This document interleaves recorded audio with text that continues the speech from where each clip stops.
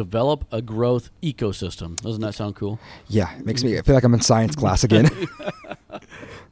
Yeah. So, um, so the idea is that excellence is contagious, and so if you deliberately surround yourself with high performers who challenge your thinking and they elevate your standards. So it's kind of, again, a lot of these overlap, but again, not being the smartest person in the room and looking for those people that are high energy, high achievers. I don't want to be the big fish in a small pond. Yes. I want to. So good. I want to be pushed to go to the next level, and so it's not as much fun sometimes, but to walk in somewhere and be like intimidated or uncomfortable, and so if we can surround ourselves, with that, and so I guess with the growth ecosystem that I kind of my thought in that is have a system to regularly be pushing yourself to that higher standard. So, for example, we started this off about mediocrity and slipping into that trap. If we can develop a system or a method of self-management, a method of management for our ministry and our leadership, where we can never slip into that too long, because we have like this like period where, okay, it's time to audit. Yes. Where are we at? Are we reaching our mission? Are we reaching our goals? And then, and then trying to develop, and I don't know, I didn't really articulate a bunch of ideas for this, but trying to develop maybe like paths or certain systems where we are pushed and we are challenged. Okay, here's an example maybe, is one thing that I have done in the past. We haven't done this in a while, maybe a couple of years, but I have done this with our event, Heart of Christmas, and then even with our August conference, I've set the stage like we're going to do the same thing we've done. We're going to do this big epic Sunday school event, but this year we're going to focus on costumes. Yes. And so we're going to do all the acting, we're going to have the soundtracks, we're going to do all that, but this year we're going to put a big emphasis on costumes. And then I've done it with Art of Christmas too. And then like, okay, now this year we're going to put a big emphasis on our songs, whatever. And so in a way, it's kind of a way to create, it's like a system to create like where it's not this big, huge elephant, eat elephant one bite at a time. Yeah. So it's kind of creating a path like, okay, let's tackle this one thing. Yeah. All of this needs to be better. Well, let's tackle this one thing and let's make this better. So if you think about our Sunday school right now, when I was writing these notes, I was thinking about this. So like if you go backstage, it's a little bit messy right now because we're getting towards the end of a theme. We're wrapping up and we got just stuff back there. We have some screens that we got that we didn't use for this theme, and so we're going to be using them for the next one, but they've been stored back there. Yeah. So it's kind of it's a mess, and then like I think most of our costumes are in pretty good shape, but we've had it where there's been costumes that were torn and stuff, and they're just hanging there, in the closet. Yeah.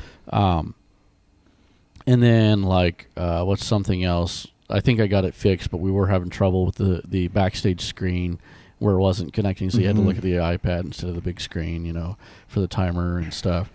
So there's all these little things that you could look at, and so I thought, what if we were to take those items and just like, if you focus on just that one, and you say, okay, we want this backstage area to be spotless clean. Well, that's an easy one. Tackle that, and get it all organized.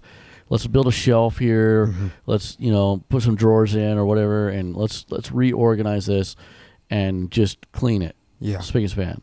Or the costumes. Like, okay, we got these costumes and we've used this over and over. Let's buy something new, or let's fix this, repair this. So you could take each of these elements and make them world class. Yes. I can't remember where I've heard this. I don't know if it was we talked about this at one time, but when you're talking about this, it reminds me of the idea of the 1% improvement. Yes. You're just trying to, okay, where can I, because you got to think, when you think of 1%, 1% is not very much. Not very much. But when you do 1% here, 1% there, 1% everywhere, it all adds up in the end. Yes. And ultimately, it's going to make things so much better and greater and bigger. Yeah. Yeah, there was I think it was a podcast. I also taught on this at a children's ministry seminar too. But boy, I can't remember all the details, but it had to do with bicycle racing. Mm-hmm. And so what is it? There's a theory. It's called marginal gains. Mm-hmm. Marginal gains philosophy. That's what it is. And so it was the guy, I can't remember his name, but he was basically, it was 1%. Like, they improved the tires of the bicycles. When they traveled, they took these pillows with them so that they could get a better night's sleep. And it was just like all these little tiny incremental, incremental progress. And then, but all that adds up. You do that 100 times, that's 100%. So, marginal gains philosophy. That's good. That fits really well with this.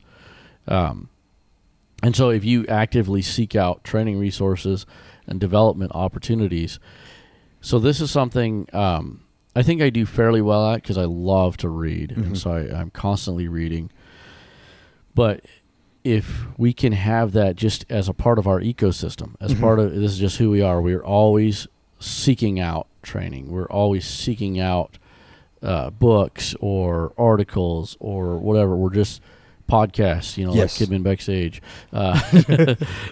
We're just looking for ways to grow, and it's just part of our ecosystem. Yeah, and something that make myself a little transparent here. Something I had to do when, especially on the beginning of my growth and just overall as a person in ministry and something like that, is I had to learn how to eat the meat and spit out the bones.